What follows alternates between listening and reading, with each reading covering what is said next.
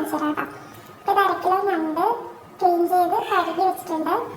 ഇത് നമുക്ക് ആവശ്യമുള്ള സാധനങ്ങൾ: സവാള, ഇഞ്ചി വെളുത്തുള്ളി പേസ്റ്റ്, പച്ചമുളകുണ്ട്, ഉരുളൻകിഴങ്ങുണ്ട്, ഞങ്ങൾ ഉരുളൻകിഴങ്ങ് ഇടും. പിന്നെ ഇത് 2 കുടംപുളി. കുടംപുളി ഇടുന്നത് എന്താണെന്ന് വെച്ച് കഴിഞ്ഞാൽ കുടംപുളി നമ്മുടെ വയറിന് കേടാവാതെ, ഇപ്പം ഞണ്ടും ചെമ്മീനും ഒക്കെ നമ്മൾ എല്ലാവർക്കും പിടിക്കുന്ന സാധനങ്ങളല്ല, അത് കാരണം കുടംപുളി ഇടുന്നതാണ് കേട്ടോ, വയറിന് അസുഖം വരാതിരിക്കുന്നത്.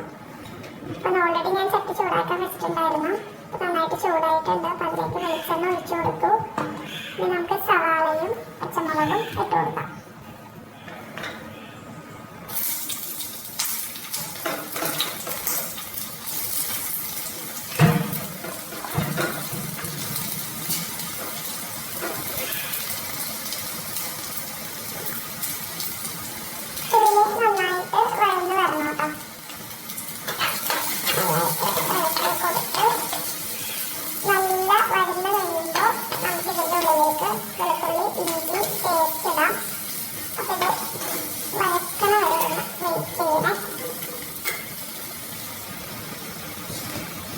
ഇപ്പം നമ്മുടെ സവാള ഒരു ഹാഫ് ആയിട്ടുണ്ട് കേട്ടോ.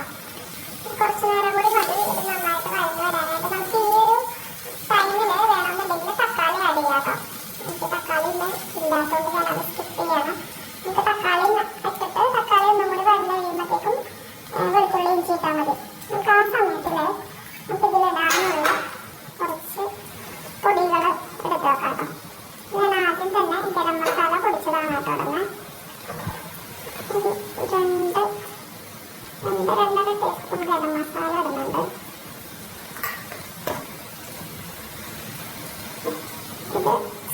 ഇത് ടേബിൾ സ്പൂൺ അല്ല കേട്ടോ, അത് കാരണം കുറച്ചളവ് കൂടുതൽ കുറച്ചിട്ടാൽ മതി ഗരം മസാലയിൽ. പിന്നെ നല്ല എരിവുള്ള മുളക് പൊടിയാണ്, അതുകൊണ്ട് കുറച്ചിട്ടുണ്ടാവുള്ളൂ കേട്ടോ. കൊച്ചിന് ഭയങ്കര ഇഷ്ടമാണ്. അപ്പോൾ അവന് തിന്നാൻ പാകത്തിനുള്ള എരിവേ ഞങ്ങൾ ഇടാറുള്ളൂ.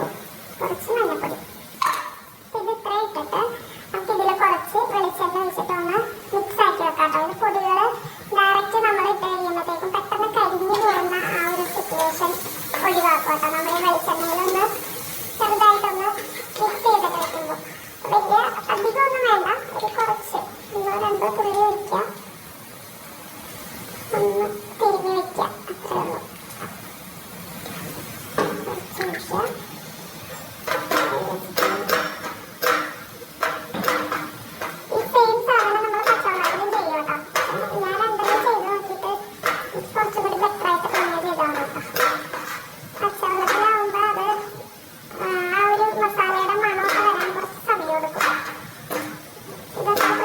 വെളിച്ചെണ്ണയിലോട്ട് തന്നെ ചെന്ന് വീഴുന്നത് ആയിരിക്കണം. അപ്പോൾ അതിങ്ങനെ ഒന്ന് തിരിഞ്ഞ് വെച്ചിട്ടുണ്ട് കേട്ടോ. ഈ സവാള ഏകദേശം തിരിഞ്ഞ് തുടങ്ങി.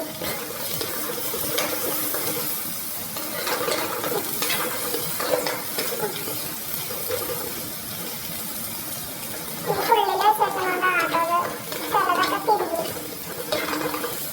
ഇതിൻ്റെ വണ്ണം കുറവുള്ള സവാളകളെല്ലാം തിരിഞ്ഞ് തുടങ്ങിയിട്ട് എന്നാലും കുഴപ്പമില്ല, ചെറുതായിട്ട് ചുമന്ന് തുടങ്ങുന്നുണ്ട്. നമുക്ക് ഈ ഒരു ടൈമിൽ നമ്മുടെ ഇഞ്ചിയും വെളുത്തുള്ളിയും പേസ്റ്റ് നമുക്ക് ഇതിലേക്ക് ഇട്ട് കൊടുക്കാം. കുറച്ചിട്ട് കഴിഞ്ഞാൽ പൊടികൾ ഇടുമ്പോഴത്തേക്കും കരിയുന്നത് ഒഴിവാക്കാം. നമ്മൾ നല്ല ചൂടിൽ ഇരിക്കുമ്പോൾ പൊടികൾ ഇട്ട് കഴിഞ്ഞാൽ പെട്ടെന്ന് കരിഞ്ഞു പോകും. അത് ഇടുന്നതിന് കുറച്ച് മുന്നേ തന്നെ തീയൊന്ന് കുറച്ച് വെച്ച് നമ്മുടെ പാത്രത്തിന് നല്ല ചൂടുണ്ടാവും. നമ്മൾ വിചാരിക്കും തീ കുറേ നേരമായിട്ട് കുറഞ്ഞിരിക്കുകയാണ് അങ്ങനെയൊക്കെ വിചാരിക്കും. പക്ഷെ നമ്മൾ ഉണ്ടാക്കുന്ന ആ ഒരു പാത്രത്തിന് ചൂട് ഒന്ന് കുറഞ്ഞിരുന്നാലാണ് ഇത്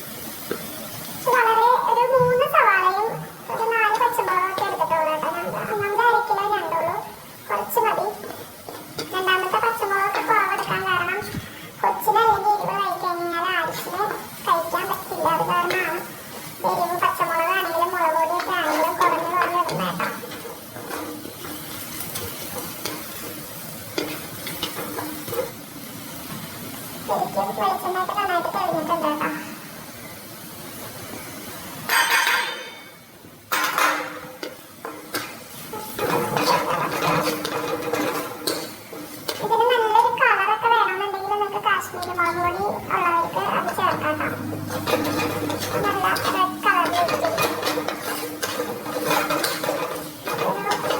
ഞാൻ വീട്ടിലുണ്ടാക്കുന്ന റെസിപ്പി കാണിക്കുന്നതാണ് കേട്ടോ. അല്ലെങ്കിൽ കുറച്ച് കളറൊക്കെ ആഡ് ചെയ്ത് ശരിക്കൊരു ഫുഡ് ബ്ലോഗേഴ്സ് ഒക്കെ ചെയ്യുന്ന ആ ടൈപ്പൊക്കെ വേണമെങ്കിൽ ആക്കാം. അതൊന്നും വേണ്ട, നോർമലി നമുക്ക് ചോറിന് കഴിക്കാനുള്ളത്. ഇതിപ്പോൾ മസാല പൊടികളൊക്കെ ഇട്ടിട്ട് നന്നായിട്ട് മൂത്തിട്ടുണ്ട് കേട്ടോ. നല്ല വെള്ളമൊക്കെ വരണം. ഈ ഒരു സമയത്ത് നമുക്ക് ഞണ്ട് ഇതിലേക്ക് ഇട്ട് കൊടുക്കാം. ഇത് ഓൾറെഡി കഴുകി വെച്ചേക്കുന്നതാണ് കേട്ടോ. ഇട്ട് കൊടുത്തു. അങ്ങനെ കുറച്ചുള്ള ഇത് വെള്ളം കൂടി ഒഴിച്ച് കഴിഞ്ഞ് ഉരുളക്കിഴങ്ങൊക്കെ ഇട്ട് വരുമ്പോഴത്തേക്കും ശരിക്കും ഇതിനൊട്ടും കളറില്ലാണ്ട് ആവും കേട്ടോ. ഒരു റെഡ് കളർ ഉണ്ടാവില്ല. നമുക്ക് എരിവ് കുറവുണ്ടെന്നുണ്ടെങ്കിൽ വേണമെങ്കിൽ കുറച്ച് കുരുമുളക് പൊടി ആഡ് ചെയ്ത് കൊടുക്കാം ലാസ്റ്റ്. എരിവ് പാടാണെന്നുണ്ടെങ്കിൽ വേണ്ട. പിന്നെ നിങ്ങൾക്ക് കളർ കുറച്ചുകൂടി നല്ല റെഡ് കളറൊക്കെ ആയിട്ട് ഇരിക്കണം എന്നുണ്ടെങ്കിൽ കുറച്ച് കാശ്മീരി മുളക് പൊടിയോ എന്തെങ്കിലും ഒക്കെ ആഡ് ചെയ്ത് കൊടുക്കാവുന്നതാണ്. അപ്പം ഞാനിനി ഇതിൽ കുറച്ച് വെള്ളം ഒഴിക്കണം, ഉരുളക്കിഴങ്ങ് ഇടണം, പിന്നെ കുടംപുളി ഇടണം. ഇത് ഇത്രയും സാധനങ്ങൾ ഇട്ടിട്ട് അടച്ച് വെച്ചിട്ട് വേവിച്ചാൽ മതി. ഞണ്ടിന് അധിക സമയം വേവൊന്നുമില്ല, പക്ഷെ നമുക്ക് ഉരുളക്കിഴങ്ങ് വെന്ത് കിട്ടണം കേട്ടോ. അപ്പം അതിൻ്റെ ഒരു ടൈം നമ്മൾ കൊടുക്കണം. അപ്പം ഇതെല്ലാം ഇട്ടിട്ട് ചെറിയ തീയിൽ വെച്ചിട്ട് വേവിച്ചെടുക്കാം. ഇനി ലാസ്റ്റ് കറിയായി കഴിഞ്ഞിട്ടുള്ള ഇത് കാണിച്ചു തരാം.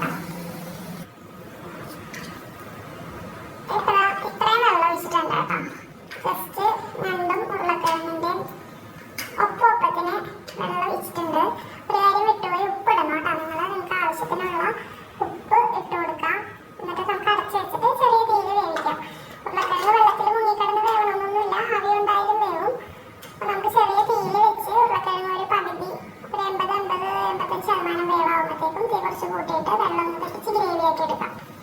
അപ്പോൾ ഇത്രയേ ഉള്ളൂ കേട്ടോ ഇതിൻ്റെ റെസിപ്പി. ഇനി ഫൈനൽ റിസൾട്ട് ഞാൻ കാണിച്ചു തരാം കേട്ടോ. അപ്പോൾ നമുക്ക് ഏകദേശം ഇതായിട്ടുണ്ട്, ഏകദേശം ഫുള്ളായിട്ടായിട്ടുണ്ട്. ഞാൻ തീ ഓഫ് ചെയ്തു. ഉരുളക്കിഴങ്ങിൻ്റെ ഇത് കണ്ടാൽ തന്നെ അറിയാലോ നന്നായിട്ട് വന്നിട്ടുണ്ട്. അത്യാവശ്യം ഇത്രയൊരു ഗ്രേവി എന്ന് പറയാൻ പറ്റില്ല, എന്നാലും ഒരു ചാറ്. വേറെ ചാറൊന്നും ഇല്ലാതെ ഞണ്ടാലും മാത്രമായിട്ട് കഴിക്കാം. അപ്പോൾ ഈ ഒരു ടൈമിൽ നമ്മൾ ഉപ്പും എരിവ് നോക്കണം കേട്ടോ. എരിവൊക്കെ കുറവാണെന്നുണ്ടെങ്കിൽ